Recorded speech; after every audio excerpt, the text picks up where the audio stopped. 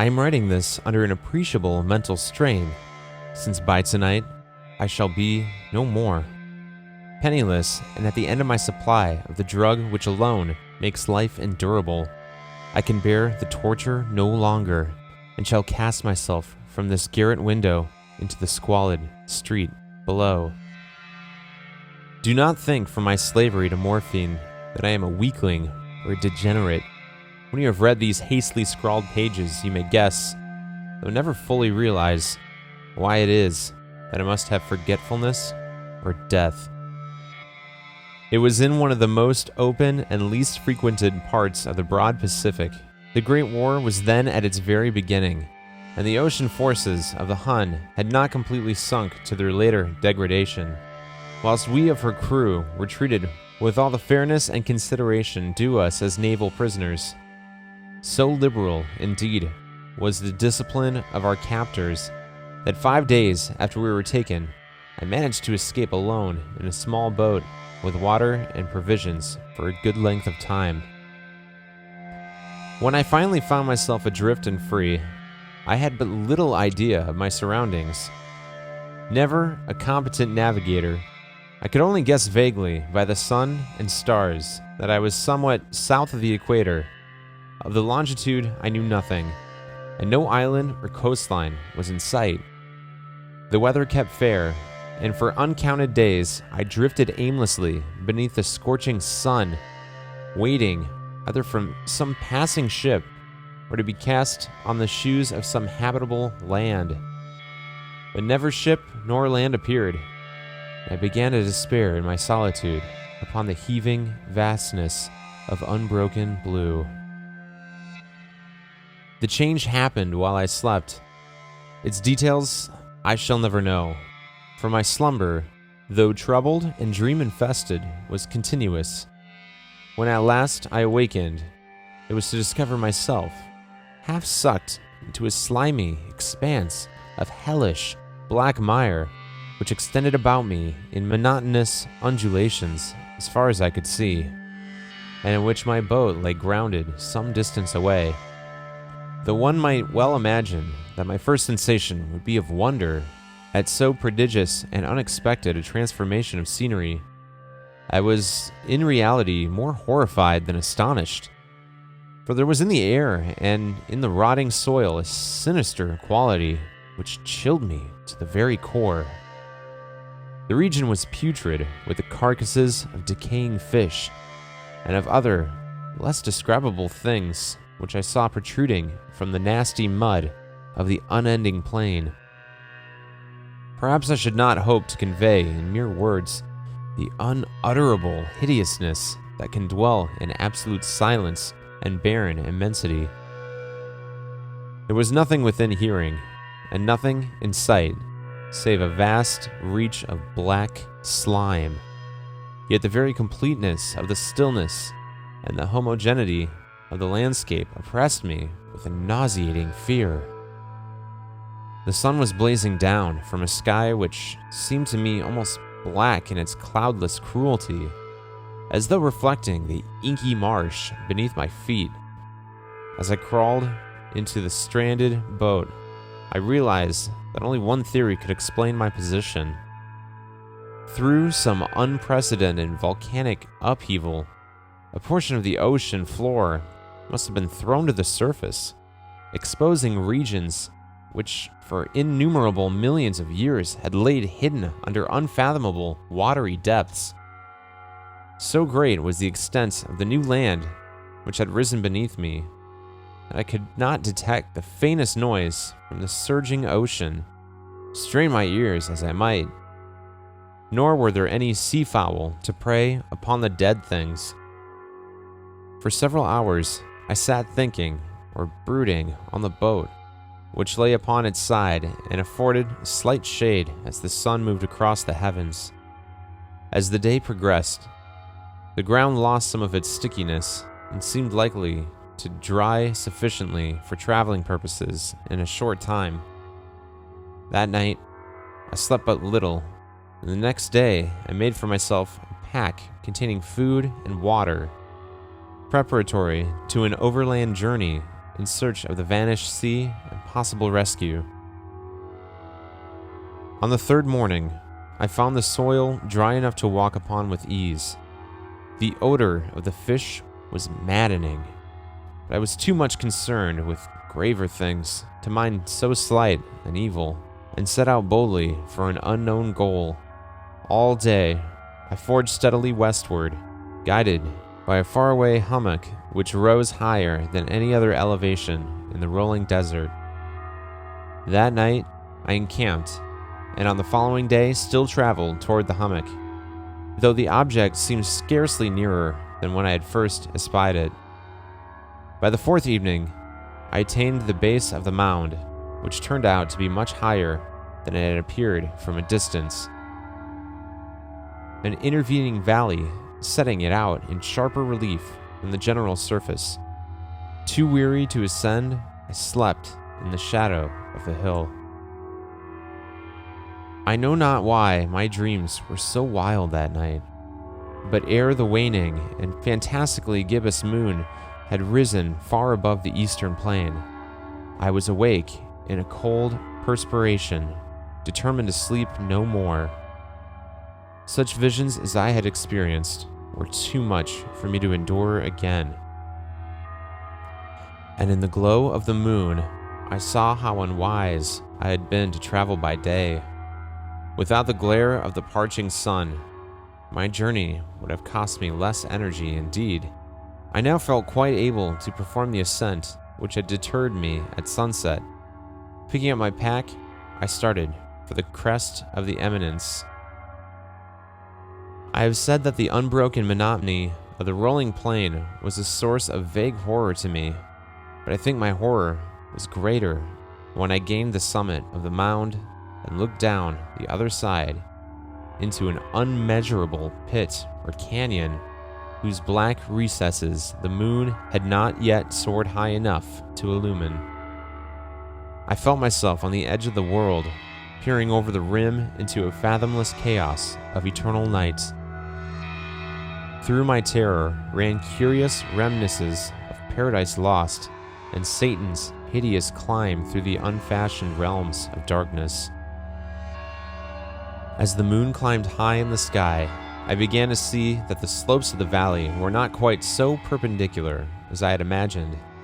Legends and outcroppings of rock afforded fairly easy footholds for a descent, whilst after a drop of a few hundred feet, the declivity became very gradual, urged on by the impulse which I cannot definitely analyze. I scrambled with difficulty down the rocks and stood on the gentler slope beneath, gazing into the Stygian deeps where no light had yet penetrated. All at once, my attention was captured by a vast and singular object on the opposite slope, which rose steeply about 100 yards ahead of me. An object that gleamed whitely in the newly bestowed rays of the ascending moon. That it was merely a gigantic piece of stone, I soon assured myself. But I was conscious of a distinct impression that its contour and position were not altogether the work of nature. A closer scrutiny filled me with sensations I cannot express, for despite the enormous magnitude and its position in an abyss which had yawned at the bottom of the sea since the world was young, I perceived, beyond a doubt, that the strange object was a well-shaped monolith whose massive bulk had known the workmanship and perhaps the worship of living and thinking creatures. Dazed and frightened, yet not without a certain thrill of the scientist's or archaeologist's delight, I examined my surroundings more closely. The moon, now near the zenith, shone weirdly and vividly above the towering steeps that hemmed in the chasm, and revealed the fact that a far-flung body of water flowed at the bottom, winding out of sight in both directions and almost lapping my feet as I stood on the slope. Across the chasm, the wavelets washed the base of the cyclopean monolith, on whose surface I could now trace both inscriptions and crude sculptures. The writing was in a system of hieroglyphics, unknown to me and unlike anything I had ever seen in books, consisting for the most part of conventionalized aquatic symbols such as fishes, eels, octopi, crustaceans, mollusks, whales, and the like.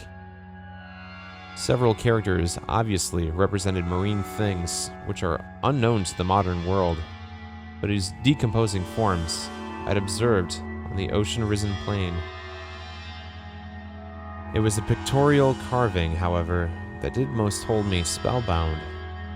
Plainly visible across the intervening water on account of their enormous size was an array of bas-reliefs whose subjects would have excited the envy of a Dor.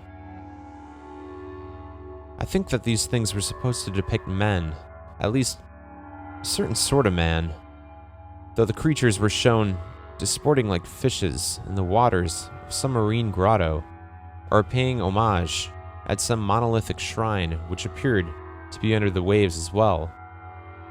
Of their faces and forms, I dare not speak in detail, for the mere remembrance makes me grow faint.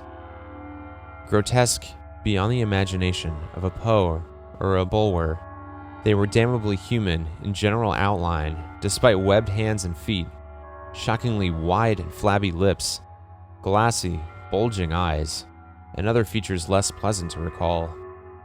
Curiously enough, they seem to have been chiseled badly out of proportion with their scenic background, for one of the creatures was shown in the act of killing a whale, represented as but little larger than himself. I remarked, as I say, their grotesqueness and strange size, but in a moment decided that they were merely the imaginary gods of some primitive fishing or seafaring tribe, some tribe whose last descendant had perished eras before the first ancestor of the Piltdown or Neanderthal man was born. Awestruck at this unexpected glimpse into the past beyond the conception of the most daring anthropologist, I stood, musing, whilst the moon cast queer reflections on the silent channel before me. Then, suddenly I saw it. With only a slight churning to mark its rise to the surface, the thing slid into view above the dark waters. Vast, Polyphemus-like, and loathsome, it darted like a stupendous monster of nightmares to the monolith, about which it flung its gigantic, scaly arms. All the while, it bowed its hideous head and gave vent to certain measured sounds. I think I went mad then. Of my frantic ascent of the slope and cliff, and of my delirious journey back to the stranded boat, I remember little. I believe I sang a great deal and laughed oddly when I was unable to sing. I have indistinct recollections of a great storm some time after I reached the boat. At any rate, I knew that I had heard peals of thunder and other tones which nature utters only in her wildest moods.